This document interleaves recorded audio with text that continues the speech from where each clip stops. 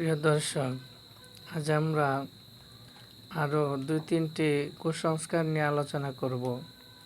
তার মধ্যে একটা হলো, অনেকেই রাতে বাঁশ কাটা যাবে না মনে করে, এটা একটা কুসংস্কার। আরেকটা কুসংস্কার হলো যে রাতে গাছ থেকে ফল ছিঁড়া যাবে না, ফল পাড়া যাবে না, এতে গাছের ফল আগামী বছর ফলে পোকা ধরবে, পোকা হয়ে যাবে অথবা পচন ধরবে গাছে রাত্রে ফল ছিঁড়লে, অথবা গাছে বসে বসে ফল খেলে গাছের ফল পোকা হয়ে যাবে, এমনটা মনে করা কুসংস্কার।